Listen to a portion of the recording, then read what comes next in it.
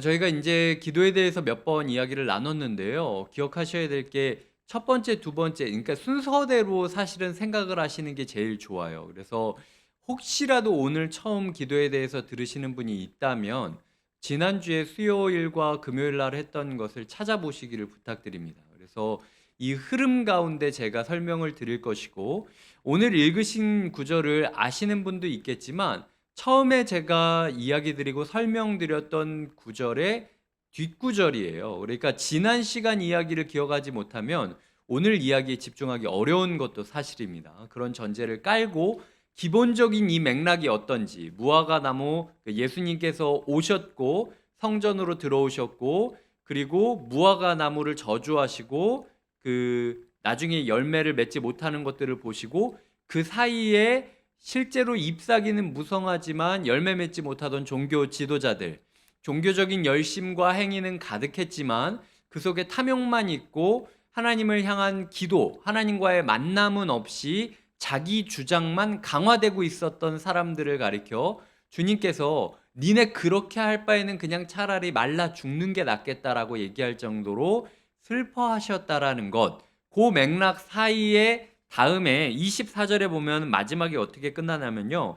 그러므로 내가 너희에게 말하노니 무엇이든지 기도하고 구하는 것은 받은 줄로 믿으라. 그리하면 너희에게 그대로 되리라. 라고 이야기하고 있다라는 거죠. 제가 처음에 이야기 드렸던 게 저는 그 9절, 24절에만 제가 매여 있어서 왜 내가 기도하는 거는 들어지지 않느냐라는 거 가지고 제가 씨름을 했는데, 그 윗구절을 보니까 하나님을 믿으라라는 구절이 있었다라는 것. 그래서 제 기도 가운데 제가 종교 지도자들처럼 구하는 것들은 많았지만 실제로 그 구함 중심에 하나님을 구하고 있지 않다라는 저의 모습을 발견했다라는 거예요. 그래서 제가 하나님을 구하고 하나님을 알아가고 하나님과 동행하기 시작했을 때 정말로 제가 구한 모든 것들이 하나님께서 차고 넘치도록 응답해 주셨다라는 것들을 느끼며 감사하는 감사의 기도가 이어지기 시작했다라는 것까지 제가 이야기를 드렸습니다. 이제 여기서부터 이제 시작을 하는 건데요. 오늘 우리가 읽은 25절 보면 서서 기도할 때라고 이야기하는데, 이 서서 기도한다라는 건요, 예수님 시대의 1세기 그리스도인들, 1세기 유대인들은 누구나 다 공적으로 기도할 때 서서 기도했습니다. 그러니까 기도 시간이 됐을 때 우리처럼 앉아서 기도하고 무릎 꿇고 기도하고 그런 거 아니었어요. 공적인 기도는 항상 서서 했다라고 생각하시는 게 제일 좋아요. 그래서 성경 가운데 특히 마태복음이 유대인들을 대상으로 외쳐졌던 말씀이잖아요. 마태복음에는 이 서서 기도할 때 어떤 부분들을 주의해야 될지 이야기들이 되게 많이 나옵니다. 그러니까 대표적인 유대인들의 종교 행위가 서서 기도하는 부분이었어요. 제가 몇 구절만 읽어 드릴게요. 첫 번째로는 마태복음 6장에 보면은 6장 5절에 이렇게 이야기합니다. 또 너희는 기도할 때에 외식하는 자와 같이 하지 말라. 외식하는 게 뭐냐면 그들은 사람에게 보이려고 회당과 큰 거리 어귀에 서서 기도하기를 좋아하느니라. 그러니까 공적으로 기도하는 시간이 있었는데, 예를 들어 뭐 이렇게 울린다든지 기도하는 시간에 기도를 해야 되는데요. 일부러 그 시간만 되면 사람 많은 데로 나가는 겁니다. 일부러 그 시간만 되면은 이게 아닌 척 누군가가 날 봐줄 수 있는 공개적인 자리에서 기도하는 거예요. 왜냐? 내가 집에서 아무도 보이지 않는 곳에서 기도하면 손해보는 것 같은 거예요.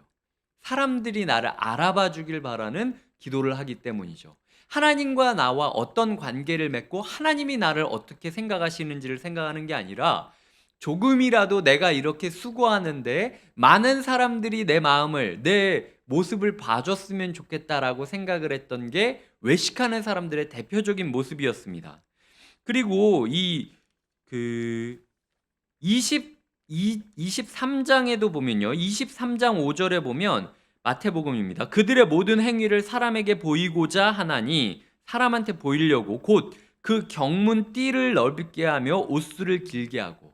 이 유대인들이 기도할 때 뭘 이렇게 그 띠를 메고 혹은 이렇게 서서 기도하니까 옷수를 길게 하거나 하여튼 공작새가 이렇게 화려하게 해서 자기를 과시하듯이 저 사람 기도할 때 진짜 멋있다. 약간 이런 느낌이 들 수 있도록 되게 경건하게 기도하는 것 같지만 기도할 때 내가 어떤 포즈와 어떤 모양인지 데코레이션에 신경을 많이 썼다는 거예요.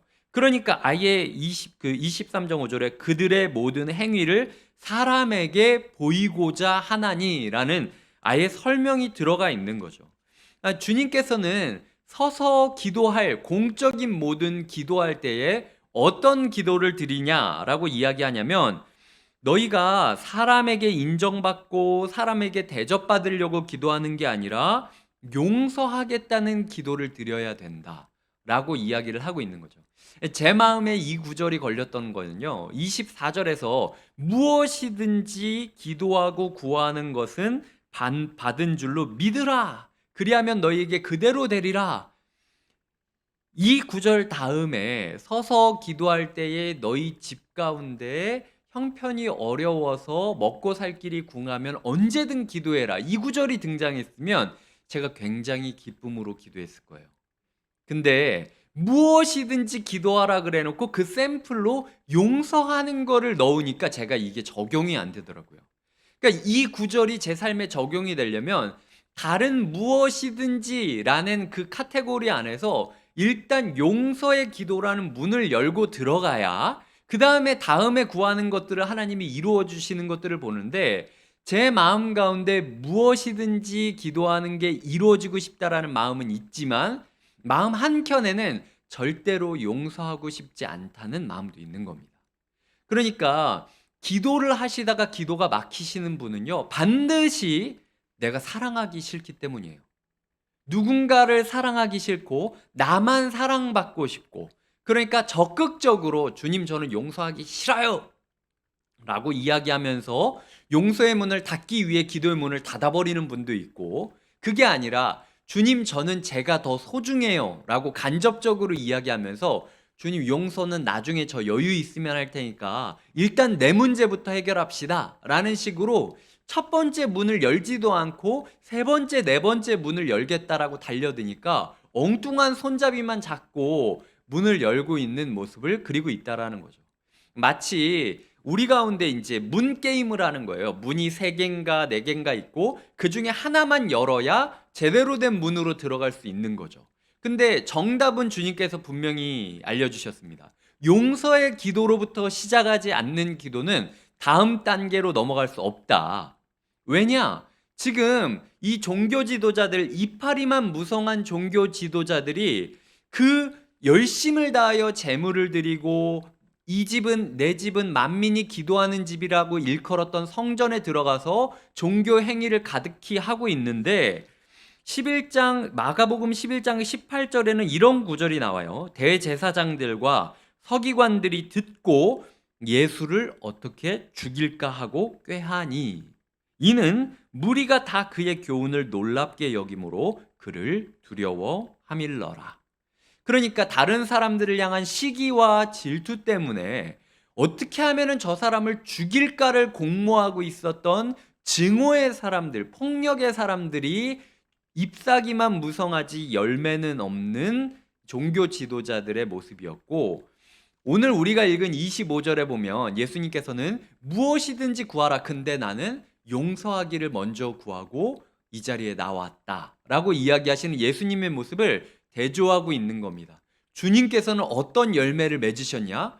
지금 세상에 내려온 하나님으로서 저 종교 지도자들이 어떤 증오와 어떤 오해와 어떤 작당 모의를 하고 있는지 뻔히 알고 있음에도 불구하고 그럼에도 나는 저 사람들을 용서하기 위해 오늘 기도했다라고 솔직하게 고백하시던 분이 예수 그리스도라는 거예요.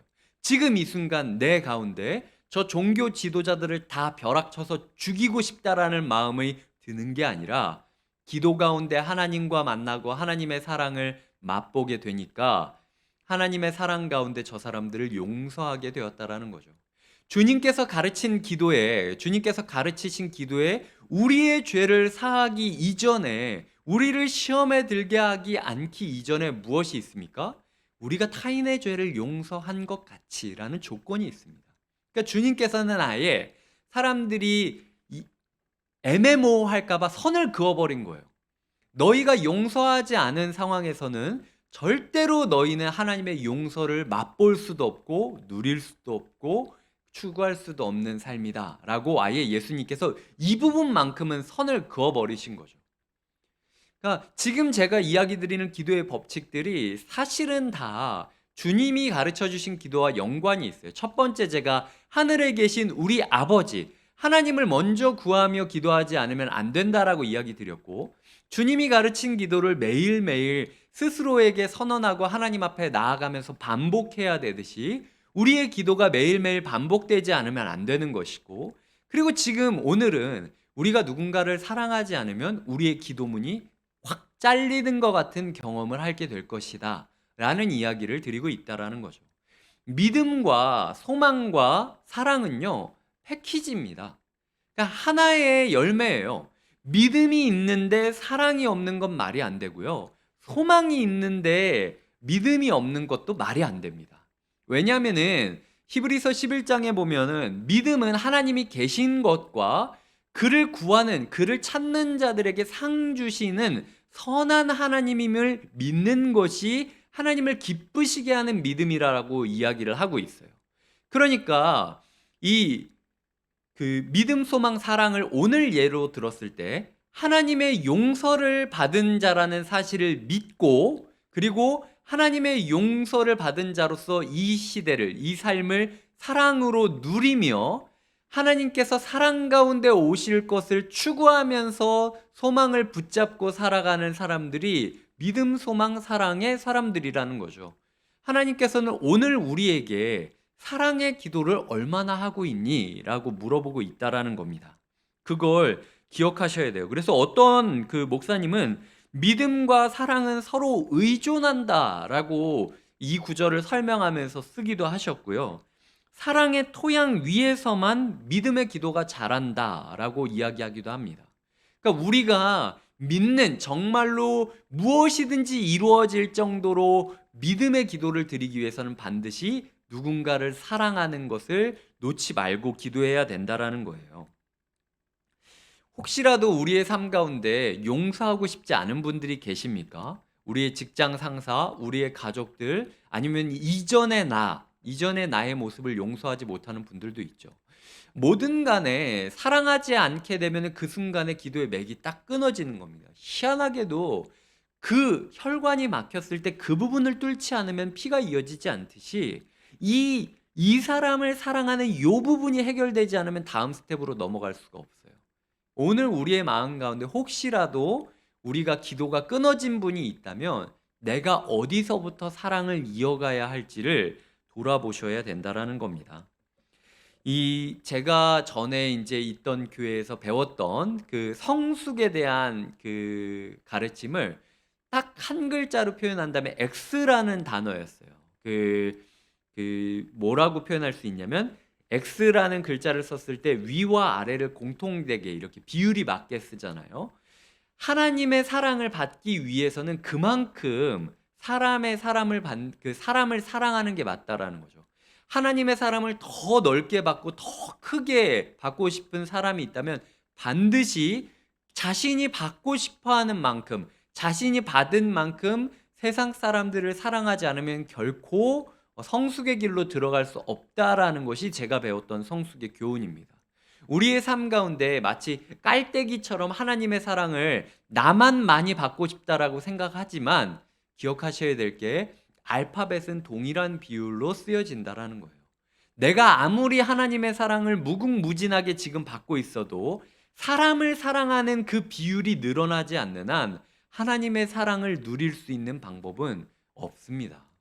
그러니까 우리의 삶 가운데 사람들을 사랑하기 위하여 결단하고 기도하는 것들이 필요하다라는 걸 이야기 드리고 있다라는 거죠. 누군가는 용서에 대해서 이야기를 할 때요, 굉장히 어려운 이유는 인간의 뇌라는 게 시간 감각이 없다라는 얘기를 제가 언젠가 들은 적이 있어요. 그래서 저도 갑자기 10년, 15년 전 있었던 일이 불현듯 떠오를 때가 있습니다. 근데 희한한 게요, 뇌가 그 사실을 떠오르게 하면은 그때의 감정이 그대로 저한테 다가와요. 그러니까 시간이 지나가면 제 감정이 조금 희석되고 제 분노가 조금 없어져야 되는데 갑자기 그 현장에 들어간 것처럼 너무 괘씸하고 너무 화가 나고 너무 분통이 터지는 거죠. 이게 인간의 뇌입니다. 하나님께서 우리 가운데 이 뇌를 주시고 하나님의 사랑을 영원 무궁하게 맛보길 원했어요. 먼 옛날 하나님과 마주했던 그날의 벅찬 감동이 지금 오늘 떠올릴 때에 동일한 감격과 동일한 은혜와 동일한 사모함으로 있으면서 날마다 날마다 하나님을 사랑하기를 원하셔서 그런 뇌를 주셨던 거죠. 그런데 우리가 뇌를 그런 방향으로 쓰는 게 아니라 꼭 자극적인 방향으로 쓰는 거예요. 내가 진짜 꼴 보기 싫었던 어떤 사람, 지금 내가 다 용서했다라고 느꼈던 그 사람의 이야기가 다시 내 마음 가운데 불일 듯 일어나며 불쏘시개를 붙이는 것들을 보게 될 때가 있다라는 거죠. 그렇기 때문에 용서는 한순간에 끝나는 것이 아니라 지속적으로 용서하고 또 용서해야 된다라는 것입니다. 예수님께서 오늘도 종교 지도자들을 용서하셨듯이 주님께서 우리에게 말씀하십니다. 너희의 사적인 기도의 자리는 내가 뭐라고 하지 않을게. 하지만 매 예배 때마다 너희가 모이고 공적으로 기도하는 그 자리 가운데 한번 네가 시간을 재봐. 얼마나 네가 이거 해달라 저거 해달라 하는 기도가 많고 하나님을 구하지 않고 하나님을 사랑하고 사람을 사랑하려는 기도는 없는지 네가 한번 시간을 재서 확인을 해봐라. 그게 1대1 정도로만 맞춰줘도 하나님을 사랑하는 기도, 사람을 사랑하겠다라고 생각하는 기도가 1대1 비율로만 맞춰줘도 네가 이전까지는 전혀 상상할 수 없었던 새로운 기도의 국면으로 넘어가게 될 것이다 라고 이야기하는 것이 오늘 말씀을 통해 주고 계시는 하나님의 교훈이라는 거죠. 말씀을 맺겠습니다. 용서하기 싫어서 기도의 문을 닫으시고 있지 않으십니까? 우리의 삶 가운데 해결되지 않은 사랑의 부분이 있어서 혹은 타인을 사랑하는 것보다 자기를 사랑하는 게 너무 급해서 타인을 사랑하는 문제를 집어 던진 상태로 기도의 자리에 나온 분이 계십니까? 기도하셔야 될 게 우리가 열어야 될 진짜 기도의 문은 오직 사랑의 문이에요. 사람들을 사랑하기를 구하고 용서하기를 구하고 포용하기를 구할 때에만 하나님께서 우리의 삶의 모든 것을 이루어 주셨다라고 고백하는 응답이 있게 되는 것이고 그 응답을 맛볼 때 우리가 하나님의 기도의 맛을 배우고 기도의 시간이 우리의 삶 가운데 점점 늘어나게 되는 것이죠. 우리의 생활 가운데 기도의 시간이 늘어나고 기도의 농도가 짙어지길 바랍니다. 하나님께서 우리에게 사랑을 주신 만큼 그 사랑으로 사랑의 열매를 맺고 하나님을 향하여 세상을 향하여 사랑을 전하는 기도의 사람이 되시길 주님의 이름으로 축복드립니다. 함께 기도하시겠습니다. 우리 함께 기도할 때에 하나님 사랑하게 하여 주시옵소서. 여태까지 제가 기도에 대해 생각들은 많이 있었지만 사람을 사랑하는 기도가 내 필요를 구하는 기도보다 우선시 되어야 된다라는 생각을 하지 못했습니다. 주님, 하나님을 사랑하게 해달라고 기도하게 하시고 사람을 품고 용서하게 해달라고 기도하게 하여 주시옵소서. 하나님, 우리의 삶 가운데 그런 기도가 계속 반복되게 하여 주시옵소서. 마음을 다하여 함께 기도하겠습니다.